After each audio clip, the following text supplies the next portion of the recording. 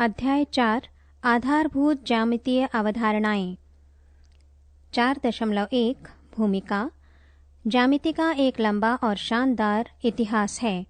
शब्द ज्यामिति यूनानी शब्द जियोमीट्रॉन का अंग्रेजी तुल्य है।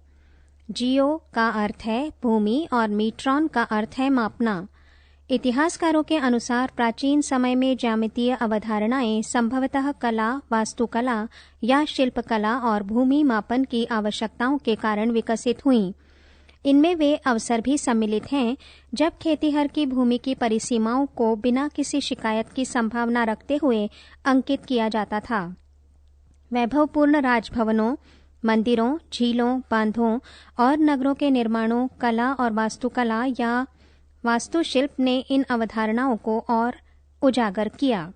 आजकल भी कला, मापन, वास्तुकला, इंजीनियरिंग, कपड़ों के डिजाइन इत्यादि के सभी रूपों में ज्यामितीय अवधारणाओं का प्रभाव देखा जा सकता है। आप विभिन्न प्रकार की वस्तुओं जैसे पेटी, मेज, पुस्तक, अपने स्कूल में लंच ले जाने के लिए खाने के डिब्बे, गेंद जिससे आप खेलते हैं आदि को देखते हैं और उनका प्रयोग भी करते हैं। उन सभी वस्तुओं के भिन्न भिन्न आकार या शेप्स होते हैं। जो रूलर आप प्रयोग करते हैं और पेंसिल जिससे आप लिखते हैं वे सीधी हैं या स्ट्रेट हैं। एक चूड़ी, 1 रुपए का सिक्का या एक गेंद के चित्र गोल प्रतीत होते हैं। यहाँ आप कुछ रोचक तथ्यों के बारे में पढ़ेंगे जो आपको चारों ओर उपस्थित आकारों के बारे में अधिक जानकारी प्राप्त करने में आपकी सहायता करेंगे। पृष्ठ 75। 4.2 बिंदु। कागज पर एक पेंसिल के नुकीले सिरे से एक चिन्ह अंकित कीजिए। सिरा जितना नुकीला होगा, चिन्ह उतना ही सूक्ष्म या छोटा होगा। लगभग एक बिना दिखाई देने वाला सूक्ष्म चिन्ह आपको एक बिंदु की अवधारणा का आभास कराएगा। बिंदु या पॉइंट एक स्थिति या अवस्थिति या लोकेशन निर्धारित करता है। बिंदु के लिए कुछ उदाहरण इस प्रकार हैं। प्रकार का सिरा, पेंसिल का नुकीला सिरा और एक सुई का नुकीला सिरा। यदि आप किसी कागज पर मान लीजिए 3 बिंदु अंकित करें तो आपको इनमें भेद बताने की आवश्यकता पड़ेगी। इसके लिए इन्हें अंग्रेजी के बड़े अक्षर ABC इत्यादि से व्यक्त किया जाता है। यहाँ कुछ बिंदु दर्शाए गए हैं ABC। इन बिंदुओं को बिंदु A, बिंदु B और बिंदु C पढ़ा जाता है। बिंदु निस्संदेह बहुत छोटे होने चाहिए। प्रयास कीजिए। 1. अपनी पेंसिल के नुकीले सिरे से एक कागज पर 4 बिंदु अंकित कीजिए तथा उन्हें नाम A, C, P तथा H दीजिए। इन बिंदुओं को विभिन्न प्रकारों से नाम दीजिए। नाम देने का एक प्रकार संलग्न आकृति के अनुसार हो सकता है।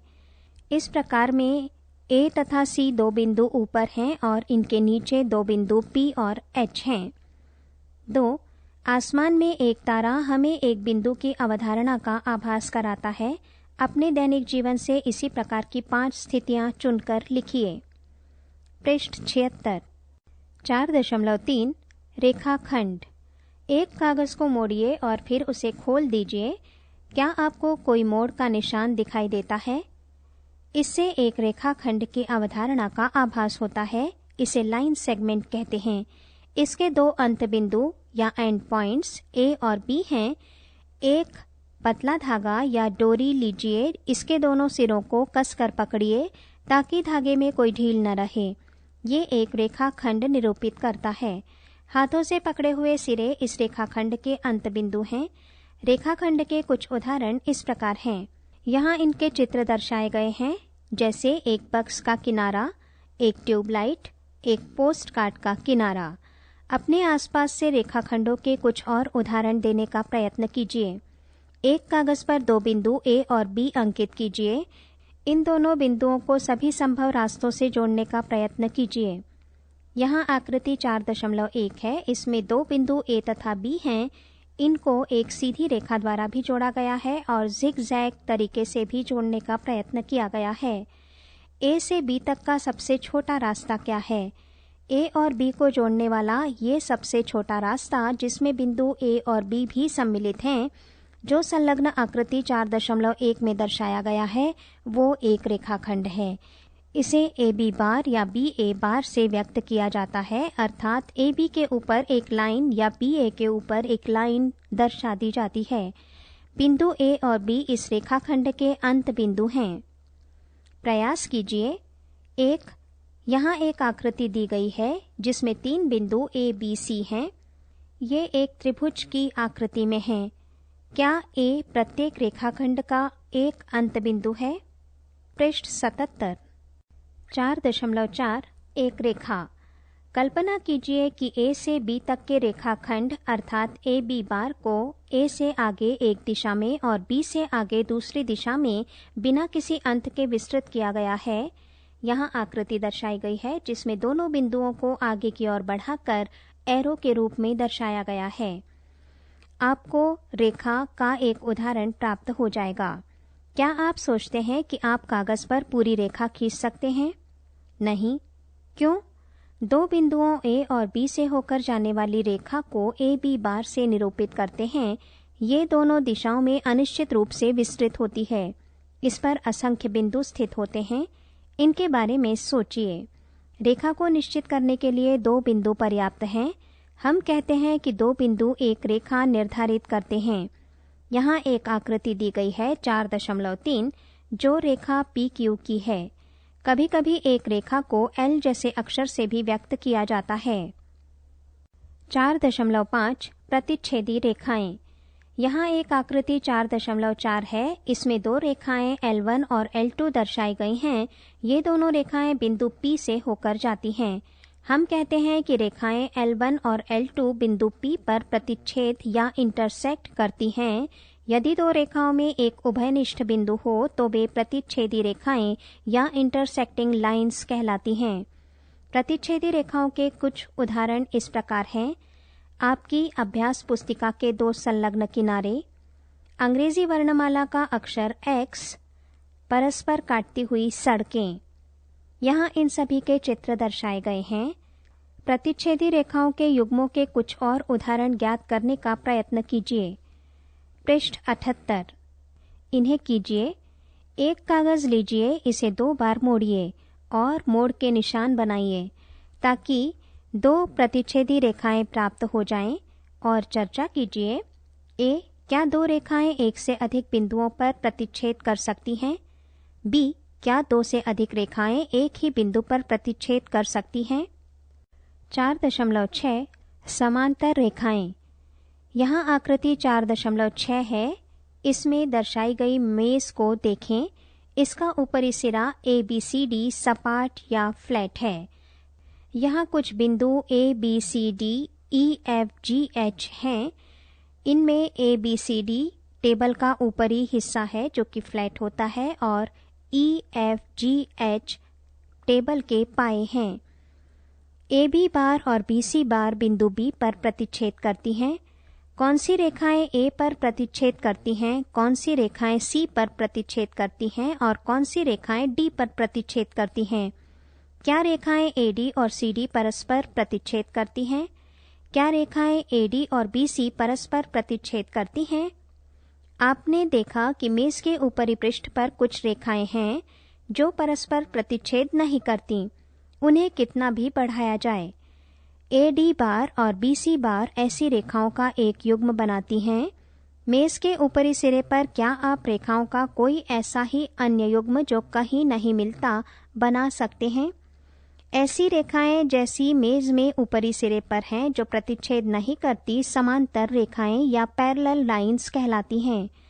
सोचिए और चर्चा कीजिए और लिखिए। आप समांतर रेखाओं को और कहाँ देखते हैं? इनके 10 उदाहरण ज्ञात करने का प्रयत्न कीजिए। यदि 2 रेखाएं AB और CD समांतर हों तो हम इन्हें सांकेतिक रूप में AB रेखा पैरेलल टू या समांतर है रेखा CD के। यदि 2 रेखाएं L1 और L2 समांतर हैं तो हम लिखते हैं L2 समांतर है L1 के या L1 समांतर है L2 के। यहाँ कुछ आकृतियाँ दर्शाई गई हैं जैसे स्केल के सम्मुख किनारे, रेल की पटरी और खिड़की की सलाखें। ये सभी समांतर रेखाओं के उदाहरण हैं। पृष्ठ 79। 4.7 किरण। किरण या रे के लिए कुछ निम्न मॉडल हैं। यहाँ कुछ आकृतियाँ हैं। एक लाइट हाउस से निकली हुई प्रकाश की किरणें, टॉर्च से निकली प्रकाश की किरणें और सूर्य की किरणें। किरण रेखा का एक भाग होता है। ये एक बिंदु से प्रारंभ होती है जिसे प्रारंभिक बिंदु या इनिशियल पॉइंट कहते हैं और एक दिशा में बिना किसी अंत के विस्तृत होती है। यहाँ आकृति दी गई है 4.7, इसमें किरण दर्शाई गई है। इस किरण पर 2 बिंदु दर्शाए गए हैं। ये हैं ए जो प्रारंभिक बिंदु है और पी जो किरण का एक अन्य बिंदु है। हम इसे एपी रेखा से व्यक्त करते हैं।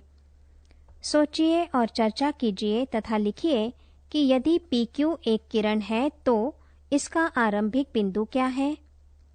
बिंदु Q किरण पर कहाँ स्थित होता है? क्या हम कह सकते हैं कि Q इस किरण का प्रारंभिक बिंदु है? प्रयास कीजिए। यहाँ एक आकृति 4.8 है। इसमें दर्शाई गई किरणों के नाम लिखिए। ये आकृति एक त्रिभुज के समान है। ऊपरी बिंदु A है, मध्य बिंदु T है तथा निचला बिंदु N है। एक अन्य बिंदु इसी रेखा पर B भी है। 2. क्या T इन सभी किरणों का प्रारंभिक बिंदु है? पृष्ठ 80। प्रश्नावली 4.1। प्रश्न 1। यहाँ एक आकृति है। इसका प्रयोग करके निम्न के नाम लिखिए। A 5 बिंदु, B 1 रेखा, C 4 किरणें, D 5 रेखाखंड। आकृति के विषय में जानकारी इस प्रकार है। यहाँ एक सीधी रेखा है जो दोनों तरफ आगे बढ़ रही है, अर्थात दोनों सिरे इसके एरो से दर्शाए गए हैं। इस रेखा पर बाईं ओर से बिंदु इस प्रकार हैं: D, E, O और B। O से ऊपर की ओर एक रेखा गई है और O से दाहिनी ओर एक रेखा गई है। इस रेखा पर एक बिंदु है C। ऊपरी रेखा पर कोई बिंदु नहीं है। अधिक जानकारी के लिए अपने शिक्षक से संपर्क करें। उत्तर: संलग्न आकृति में 5 बिंदु हैं O, B, C, D, E। एक रेखा है। इसके अनेक उत्तर हो सकते हैं। कुछ ये हैं: DE Rekha, DO Rekha, DB रेखा और EO रेखा इत्यादि। C 4 किरणें हैं। इसके भी कुछ अन्य उत्तर हो सकते हैं। कुछ हैं DB किरण, DE किरण, OB किरण, OE किरण और EB किरण इत्यादि। D 5 रेखाखंड इस प्रकार हैं: DE bar, DO bar, EO रेखाखंड, OB रेखाखंड और EB रेखाखंड इत्यादि। प्रश्न 2। यहाँ एक आकृति दी गई है जो कि रेखा की है। इस रेखा के सभी संभव प्रकारों के नाम लिखिए। आप इन 4 बिंदुओं में से किसी भी बिंदु का प्रयोग कर सकते हैं। इस रेखा के दोनों ओर एरो लगा है। इस पर 4 बिंदु हैं A, B, C, D। Uttar: AB Rekha, AC Rekha, AD Rekha, BA Rekha, BC Rekha, BD Rekha, CA Rekha, CB Rekha, CD Rekha, DA Rekha, DB रेखा और DC रेखा। प्रश्न 3। संलग्न आकृति को देखकर नाम लिखिए। यहाँ एक चतुर्भुज की आकृति है। इसके अंदर एक लाइन है या सीधी रेखा है जिस पर 4 बिंदु हैं A, B, D और E। इस रेखा को काटती हुई E बिंदु से एक अन्य रेखा है जिसका ऊपरी बिंदु F है। बिंदु B से एक अन्य रेखा इस पूर्व रेखा को काटती है। इसका ऊपरी बिंदु C तथा निचला बिंदु O है। इस आकृति के द्वारा प्रश्न के उत्तर दीजिए। A रेखाएं जिसमें बिंदु E सम्मिलित है। उत्तर: अनेक उत्तर हो सकते हैं। एक उत्तर है AE रेखा। B A से होकर जाने वाली रेखा। उत्तर: अनेक उत्तर। एक उत्तर है AE रेखा। C वो रेखा जिस पर O स्थित है। उत्तर: CO रेखा या OC रेखा। D प्रतिच्छेदी रेखाओं के 2 युग्म।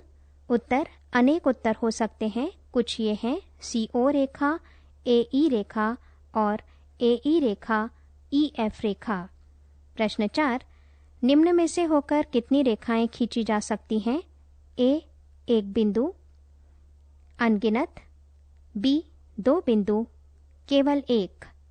प्रश्न 5, निम्न स्थितियों में से प्रत्येक के लिए एक रफ आकृति बनाइए और उचित रूप से उसे नामांकित कीजिए। ए, बिंदु P रेखाखंड AB पर स्थित है। B, रेखाएं XY और PQ बिंदु M पर प्रतिच्छेद करती हैं। C, रेखा L पर E और F स्थित हैं परंतु D स्थित नहीं है। D, OP रेखा और OQ रेखा बिंदु O पर मिलती है। पृष्ठ 81। प्रश्न 6, यहाँ एक आकृति है जिसमें रेखा MN है। इसकी आकृति को देखिए। इस आकृति के संदर्भ में बताइए कि निम्न कथन सत्य हैं या असत्य हैं। इस रेखा MN पर कुछ बिंदु हैं। ये इस प्रकार हैं: Q, M, O, N, P। ये सभी एक ही रेखा के बिंदु हैं। प्रश्न है: A, Q, M, O, N और P रेखा MN पर स्थित बिंदु हैं। सत्य। B, M, O और N रेखाखंड MN पर स्थित बिंदु हैं। सत्य। C, M और N रेखाखंड MN के अंत बिंदु हैं। सत्य। D, O और N रेखाखंड OP के अंत बिंदु हैं। असत्य। E, M रेखाखंड QO के दोनों अंत बिंदुओं में से एक बिंदु है। असत्य। F, M किरण OP पर एक बिंदु है। असत्य। G, किरण OP किरण QP से भिन्न है। सत्य। H, किरण OP वही है जो किरण OM है। असत्य। I, Kiran OM Kiran OP के विपरीत अर्थात अपोजिट नहीं है। असत्य। J, O किरण OP का आरंभिक बिंदु नहीं है। असत्य। K, N किरण NP और NM का प्रारंभिक बिंदु है। सत्य। यहाँ ये प्रश्नावली समाप्त होती है। पृष्ठ 82। 4.8 वक्र। क्या आपने कभी कागज पर पेंसिल से टेढ़ी मेढ़ी रेखाएं खींची हैं? ऐसा करने पर जो आकृतियां प्राप्त होती हैं वे वक्र या कर्व्स कहलाते हैं। इनमें से कुछ आकृतियों को आप कागज पर बिना पेंसिल उठाए और रूलर का प्रयोग किए बिना बना सकते हैं। ये सभी आकृतियां वक्र हैं। आम भाषा में वक्र का अर्थ होता है सीधा नहीं। गणित में वक्र सीधी भी हो सकती है, जैसा कि आकृति 4.10 में दर्शाया गया है। आकृति 4.10 में कुछ आकृतियां ऐसी हैं जो स्वयं अपने को काट रही हैं, जबकि कुछ में वक्र स्वयं को नहीं काटते हैं। यदि कोई वक्र स्वयं को न काटे तो वो सरल वक्र कहलाती है। 5 सरल वक्र बनाइए और 5 वक्र बनाइए जो सरल ना हो। यहाँ आकृति 4.11 है। इसमें 2 वक्र दर्शाए गए हैं। एक वक्र खुला है अर्थात ओपन कर्व है और दूसरा बंद है अर्थात क्लोज्ड कर्व है। क्या आप अन्य बंद तथा खुले वक्र बना सकते हैं? एक आकृति में स्थितियां। एक टेनिस कोर्ट में कोर्ट रेखा उसे 3 भागों में बांटती है। ये भाग हैं रेखा के एक ओर, रेखा पर और रेखा के दूसरी ओर। आप एक ओर से दूसरी ओर बिना रेखा को पार किए नहीं जा सकते हैं।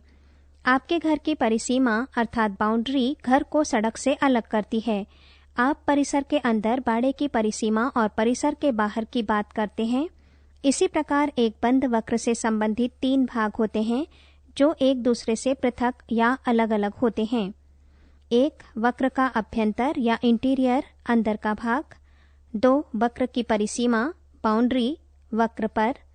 3 वक्र का बहिर्भाग या एक्सटीरियर बाहर का भाग। यहाँ आकृति 4.12 है। इसमें A वक्र के अभ्यंतर में है, बिंदु C उसके बहिर्भाग में है और बिंदु B स्वयं वक्र की परिसीमा पर स्थित है। वक्र के अभ्यंतर और उसकी परिसीमा को मिलाकर उस वक्र का क्षेत्र या रीजन कहलाता है।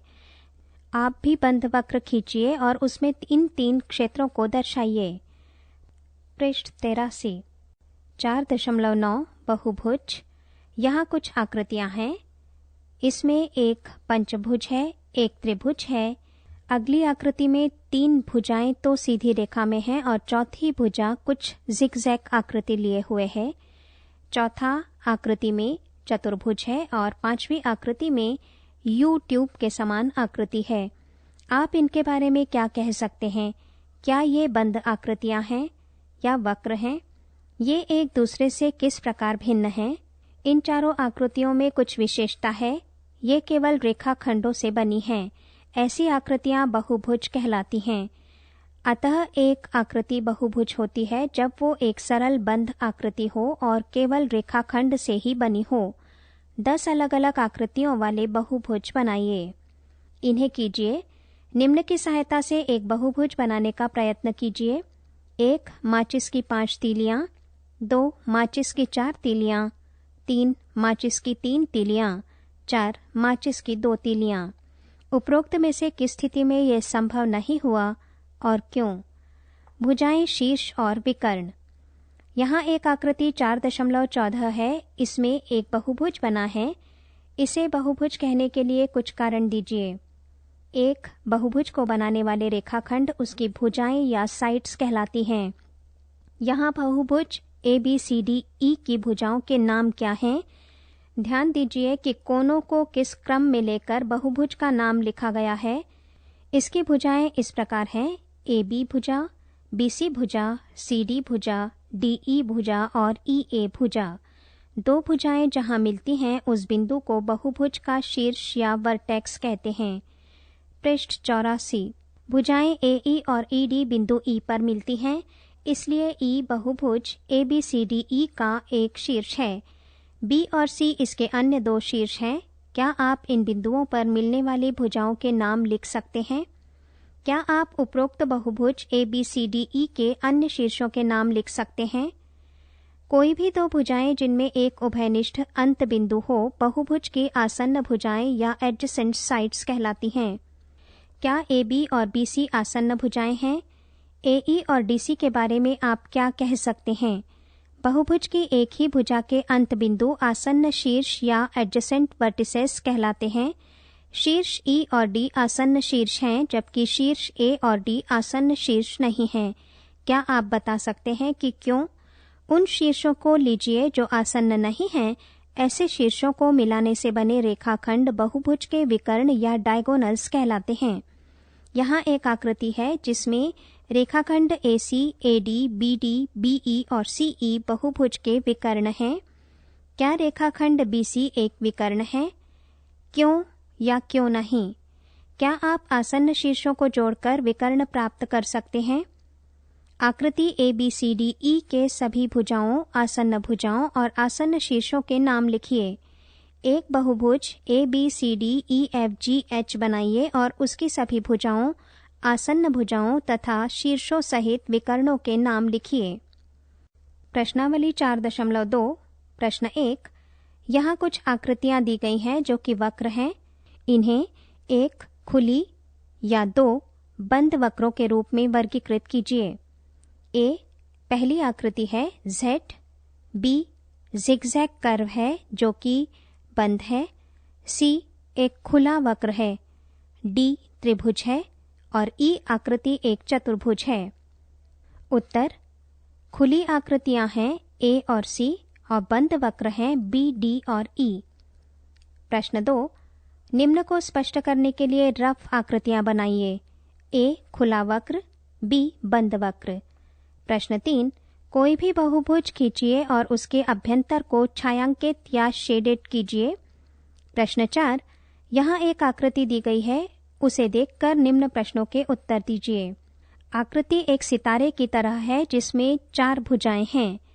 1 क्या ये एक वक्र है? उत्तर: हाँ। 2 क्या ये बंद है? उत्तर: हाँ। प्रश्न 5। रफ आकृतियां बनाइए, यदि संभव हो तो निम्न को स्पष्ट कीजिए। A एक बंद वक्र जो बहुभुज नहीं है, B केवल रेखाखंडों से बनी हुई खुली वक्र, C 2 भुजाओं वाला एक बहुभुज। उत्तर: A और B बन सकते हैं, C संभव नहीं है। यहाँ ये प्रश्नावली समाप्त होती है। पृष्ठ 85। 4.10 कोण। जब कोने या कॉर्नर बनते हैं तो कोण या एंगल्स भी बनते हैं। यहाँ एक आकृति है, इसमें एक बॉक्स का ऊपरी सिरा कब्जा लगे एक दरवाजे की तरह है। बक्स के किनारे AD और दरवाजे के किनारे AP की दो किरणों AD तथा AP के रूप में कल्पना की जा सकती है। इन दोनों किरणों में एक उभयनिष्ठ अंत बिंदु या प्रारंभिक बिंदु A है। ये कहा जाता है कि ये दोनों किरणें एक कोण बना रही हैं। उभयनिष्ठ प्रारंभिक बिंदु वाली दो किरणों से एक कोण बनता है। कोण को बनाने वाली दोनों किरण उसकी भुजाएं या आर्म्स या साइड्स कहलाती हैं। उभयनिष्ठ प्रारंभिक बिंदु कोण का शीर्ष या वर्टेक्स कहलाता है। यहाँ एक आकृति है जिसमें किरण OP और OQ से बने एक कोण को दर्शाया गया है। कोण को दर्शाने के लिए शीर्ष पर एक छोटे वक्र का प्रयोग किया गया है। O इस कोण का शीर्ष है। इस कोण की भुजाएं क्या हैं? क्या ये किरणें OP और OQ नहीं हैं? इस कोण को हम किस प्रकार नामांकित कर सकते हैं? इसे हम केवल ये कह सकते हैं कि ये O पर एक कोण है और अधिक विशिष्टता के लिए हम कोण की दोनों भुजाओं पर एक एक बिंदु लेकर और उसके शीर्ष को लेकर कोण का नाम लिख सकते हैं। इस प्रकार इस कोण को कोण POQ नाम देना एक अच्छा तरीका है। हम इसे कोण POQ से व्यक्त करते हैं। पृष्ठ 86। सोचिए, चर्चा कीजिए और लिखिए। यहाँ एक आकृति है। इस कोण का नाम क्या है? क्या हम इसे कोण P कह सकते हैं? परंतु किस कोण को कोण P कहेंगे? कोण P से हमारा क्या तात्पर्य है? इस आकृति में P बिंदु से 3 किरणें निकली हैं। ऊपर की ओर A किरण है, मध्य में B किरण है और नीचे की ओर C किरण है। क्या एक कोण को केवल उसके शीर्ष द्वारा नामांकित करना यहाँ सहायक होगा? क्यों नहीं? कोण P का अर्थ यहाँ कोण APB या कोण CPB या कोण APC हो सकता है, इसलिए यहाँ और अधिक सूचना की आवश्यकता है। ध्यान दीजिए कि कोण को लिखते समय उसके शीर्ष के अक्षर को सदैव बीच में लिखा जाता है। इन्हें कीजिए। कोई कोण, मान लीजिए कोण ABC लीजिए। रेखा BA को परिसीमा लेकर उस भाग को छायांकित कीजिए जिस ओर BC रेखा स्थित है। अब BC रेखा को परिसीमा लेकर उस भाग को दूसरे रंग से छायांकित कीजिए जिस पर रेखा BA स्थित है। दोनों प्रकार के छायांकित भागों में उभयनिष्ठ भाग कोण ABC का अभ्यंतर है। ध्यान दें कि अभ्यंतर एक सीमित क्षेत्र नहीं है, ये अनिश्चित रूप से विस्तृत है क्योंकि कोणों की दोनों भुजाएं अनिश्चित रूप से अपनी अपनी एक ओर विस्तृत हैं। यहाँ एक अन्य आकृति है जिसमें बिंदु X कोण के अभ्यंतर में स्थित है। Z कोण के अभ्यंतर में स्थित नहीं है, ये कोण के बहिर्भाग में स्थित है। बिंदु S स्वयं कोण PQR पर स्थित है। अतः कोण से संबंधित भी 3 क्षेत्र होते हैं, एक अंतर्भाग, दूसरा बहिर्भाग और तीसरा स्वयं परिसीमा। पृष्ठ 87। प्रश्नावली 4.3। प्रश्न 1। यहाँ आकृति दी गई है, उसमें कोणों के नाम लिखिए। आकृति में एक चतुर्भुज है ABCD। कोण है कोण A अथवा कोण DAB, कोण B अथवा कोण ABC, कोण C अथवा कोण BCD, कोण D अथवा कोण CDA। प्रश्न 2। यहाँ एक आकृति दर्शाई गई है। इस आकृति में एक मध्य बिंदु है O। इसके ऊपर की ओर एक किरण है। इस किरण पर F बिंदु है। नीचे एक किरण है, इस पर एक बिंदु D है। मध्य में एक किरण है, इस पर 2 बिंदु B तथा E हैं। एक बिंदु A है जो कि कोण EOD के अंतर्भाग में स्थित है या अभ्यंतर में स्थित है। इस आकृति का विचार कर निम्न प्रश्नों के उत्तर लिखिए। A कोण DOE के अभ्यंतर में स्थित है। उत्तर बिंदु A। B कोण EOF के बहिर्भाग में स्थित है। उत्तर ACD। C कोण EOF पर स्थित है। उत्तर EBOF। प्रश्न 3।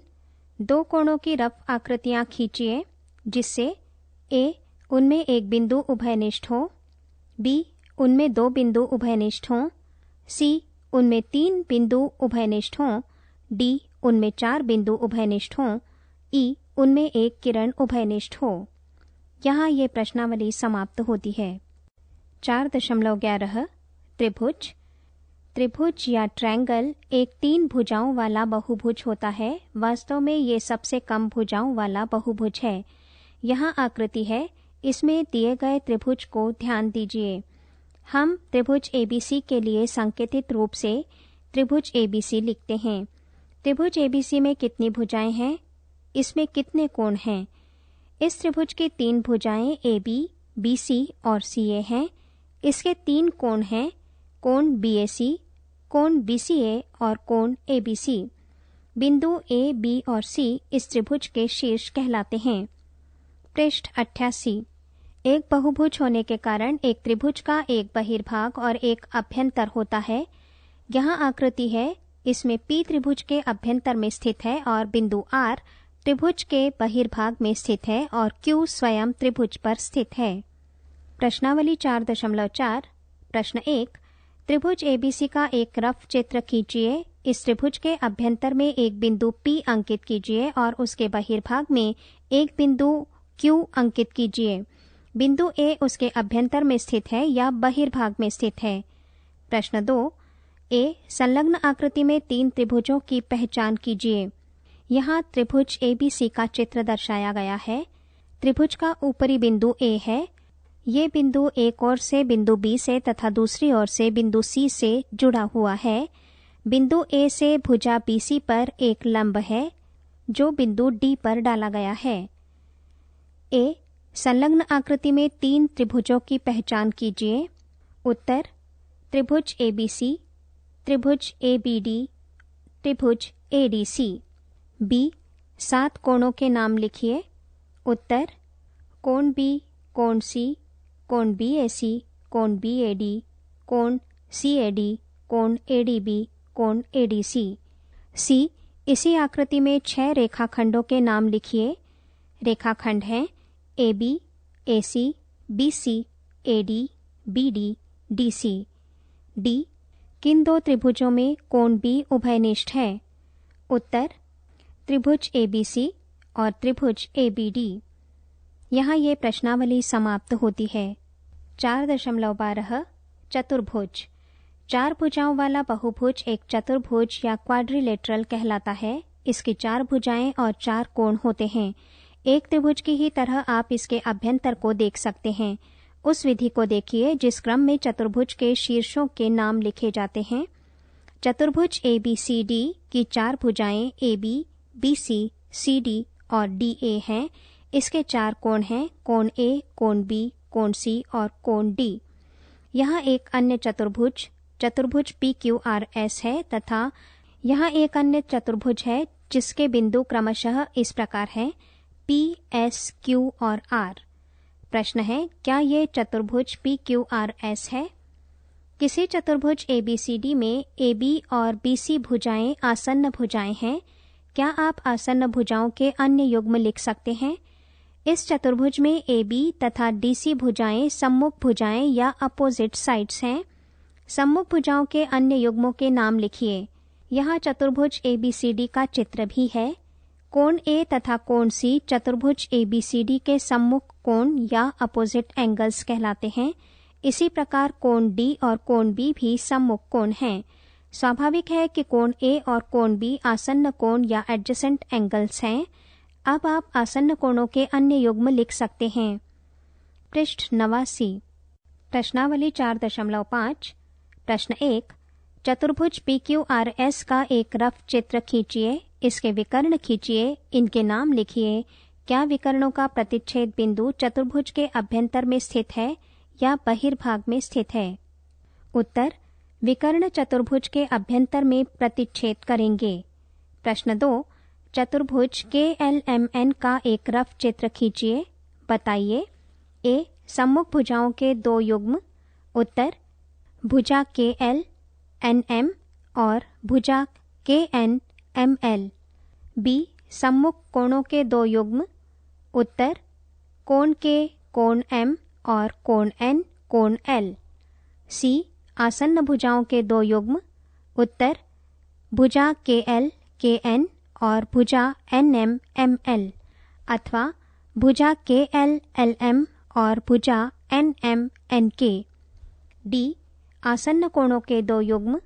उत्तर कोण K, कोण L और कोण M, कोण N, अथवा कोण K, कोण L और कोण L, कोण M इत्यादि। प्रश्न 3, खोज कीजिए। पट्टियां और उन्हें बांधने की वस्तुएं लेकर एक त्रिभुज बनाइए और एक चतुर्भुज बनाइए। त्रिभुज के किसी एक शीर्ष पर पट्टियों को अंदर की ओर दबाने का प्रयत्न कीजिए। यही कार्य चतुर्भुज के लिए भी कीजिए। क्या त्रिभुज में कोई परिवर्तन आया? क्या चतुर्भुज में कोई परिवर्तन हुआ? क्या त्रिभुज एक दृढ़ या रिजिड आकृति है? क्या कारण है कि विद्युत टावरों या इलेक्ट्रिक टावर्स जैसी संरचनाओं में त्रिभुजीय आकारों का प्रयोग किया जाता है, चतुर्भुजीय आकारों का नहीं? यहाँ ये प्रश्नावली समाप्त होती है। पृष्ठ 90। 4.13 वृत्त। आप अपने पर्यावरण में अनेक वस्तुएं पाएंगे जो गोल होती हैं, जैसे पहिया, चूड़ी, सिक्का इत्यादि।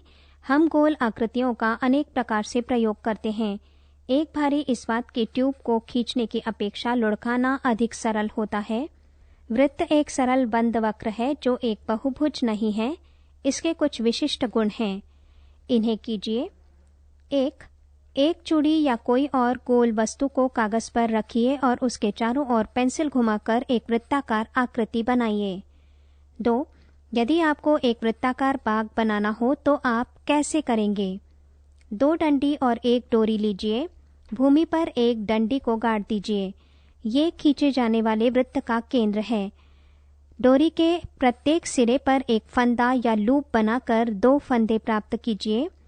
एक फंदे को केंद्र वाली पहली डंडी में लगा दीजिए और दूसरे फंदे को दूसरी डंडी में डाल दीजिए। इन डंडियों को भूमि के ऊर्ध्वाधर रखिए। डोरी को तनी हुई रखते हुए भूमि पर दूसरी डंडी को घुमाकर एक पथ बनाइए। आप एक वृत्त प्राप्त करेंगे। स्वाभाविक है कि वृत्त पर स्थित प्रत्येक बिंदु केंद्र से बराबर या समान दूरी पर है। वृत्त के भाग। यहाँ एक आकृति है जिसमें C केंद्र वाला एक वृत्त है। APBM वृत्त पर स्थित कुछ बिंदु हैं।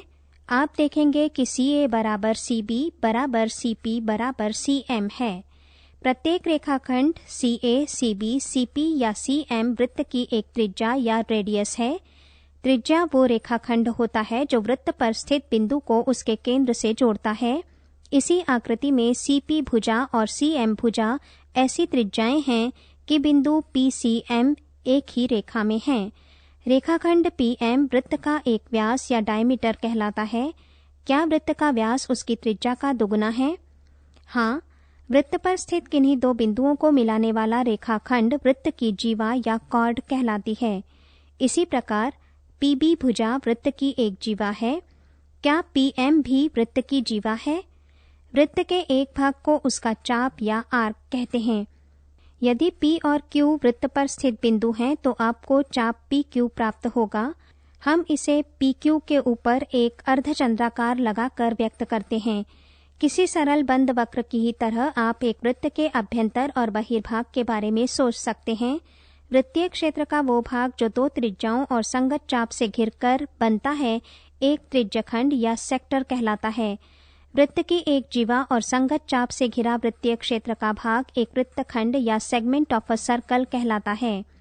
कोई भी वृत्ताकार वस्तु लीजिए, एक धागा लीजिए और उसे उस वस्तु के अनुदेश एक बार रखकर धागे की लंबाई को नापिए। धागे की ये लंबाई उस वस्तु के चारों ओर एक चक्कर लगाने में तय की गई दूरी है। ये लंबाई क्या व्यक्त करती है? वृत्त के अनुदिश चली गई दूरी उसकी परिधि या सरकमफेरेंस कहलाती है। पृष्ठ 91। इन्हें कीजिए।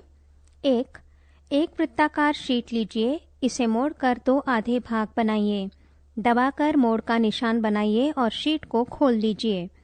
क्या आप देखते हैं कि वृत्तीय क्षेत्र उसके व्यास द्वारा 2 आधे बराबर भागों में विभाजित हो गया है? वृत्त का एक व्यास उसे 2 बराबर भागों में विभाजित करता है। प्रत्येक भाग एक अर्धवृत्त या सेमी सर्कल कहलाता है। एक अर्धवृत्त वृत्त का आधा भाग है, जिसमें वृत्त का व्यास उसके अंत बिंदुओं को छोड़कर सम्मिलित नहीं है। प्रश्नावली 4.6। प्रश्न 1। यहाँ एक वृत्त का चित्र है जिसका मध्य बिंदु O है। इस वृत्त पर कुछ बिंदु हैं A, B, C, D, E। Q इस वृत्त के बहिर्भाग में स्थित है और P बिंदु इस वृत्त के अंतर्भाग में स्थित है। इस आकृति के अनुसार निम्न बताइए। A वृत्त का केंद्र, उत्तर O। B 3 त्रिज्याएं, उत्तर OA, OB, OC। C एक व्यास, उत्तर AC। D एक जीवा, उत्तर ED। E अभ्यंतर में 2 बिंदु, उत्तर O तथा P। F बहिर्भाग में एक बिंदु, उत्तर Q। G एक त्रिज्यखंड, उत्तर OAB जो कि आकृति में छायांकित है। H एक वृत्तखंड, उत्तर रेखाखंड ED, ये भी आकृति में छायांकित है। प्रश्न 2। A क्या वृत्त का प्रत्येक व्यास उसकी एक जीवा भी होता है? उत्तर हाँ। B क्या वृत्त की प्रत्येक जीवा उसका एक व्यास भी होती है? उत्तर नहीं। प्रश्न 3। कोई वृत्त खींचिए और निम्न को अंकित कीजिए। A उसका केंद्र, B एक त्रिज्या, C एक व्यास, D एक त्रिज्यखंड, E एक वृत्तखंड, F उसके अभ्यंतर में एक बिंदु, G उसके बहिर्भाग में एक बिंदु, H एक चाप। प्रश्न 4। सत्य या असत्य बताइए। A वृत्त के 2 व्यास अवश्य ही प्रतिच्छेद करेंगे, उत्तर सत्य।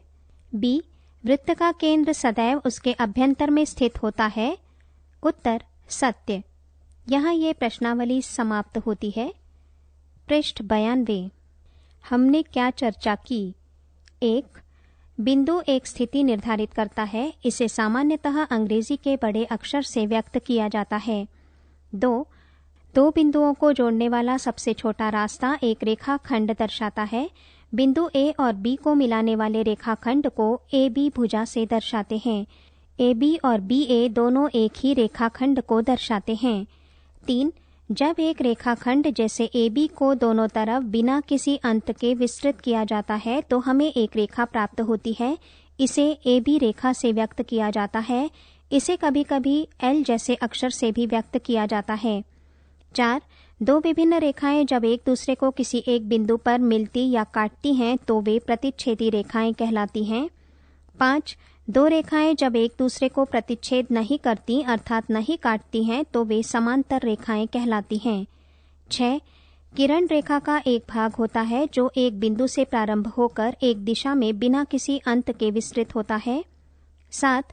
कागज से बिना पेंसिल उठाए कोई भी आकृति सीधी या टेढ़ी को एक वक्र कह सकते हैं। इस संदर्भ में एक रेखा भी एक वक्र है। 8.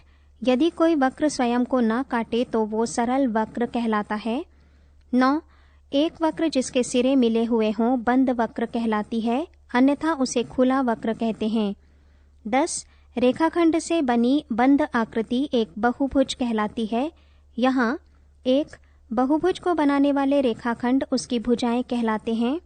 2. कोई भी 2 भुजाएं जिनमें एक उभयनिष्ठ अंत बिंदु हो बहुभुज की आसन्न भुजाएं कहलाती हैं। 3. 2 भुजाएं जहां मिलती हैं उस बिंदु को बहुभुज का शीर्ष या वर्टेक्स कहते हैं। 4. बहुभुज की एक ही भुजा के अंत बिंदु आसन्न शीर्ष या एडजेसेंट वर्टिसेस कहलाते हैं। 5. ऐसे शीर्ष जो आसन्न नहीं हैं को मिलाने से बना रेखाखंड बहुभुज का विकर्ण या डायगोनल कहलाता है। पृष्ठ 93। 11. उभयनिष्ठ प्रारंभिक बिंदु वाली 2 किरणों से एक कोण बनता है। 2 किरणें OA किरण और OB किरण कोण AOB बनाती हैं। इसे कोण BOA भी लिख सकते हैं। कोण से संबंधित 3 क्षेत्र हैं, कोण पर, कोण के अभ्यंतर और कोण के बहिर्भाग। 12. त्रिभुज या ट्रायंगल एक 3 भुजाओं वाला बहुभुज होता है। 13. 4 भुजाओं वाला बहुभुज एक चतुर्भुज या क्वाड्रिलेटरल कहलाता है। इसको शीर्षों के एक क्रम के अनुसार नामांकित करना चाहिए। किसी चतुर्भुज ABCD में AB भुजा और DC भुजा तथा AD भुजा और BC भुजा सम्मुख भुजाओं के युग्म हैं। कोण A और कोण C तथा कोण B और कोण D सम्मुख कोणों के युग्म हैं। कोण A और कोण B आसन्न कोण हैं, ऐसे ही आसन्न कोणों के 3 अन्य युग्म हैं। 14. एक निश्चित बिंदु से समान दूरी पर चक्कर लगाने से बना बिंदुओं का पथ वृत्त कहलाता है। निश्चित बिंदु वृत्त का केंद्र कहलाता है। निश्चित दूरी त्रिज्या कहलाती है तथा वृत्त के चारों ओर चली गई दूरी उसकी परिधि कहलाती है।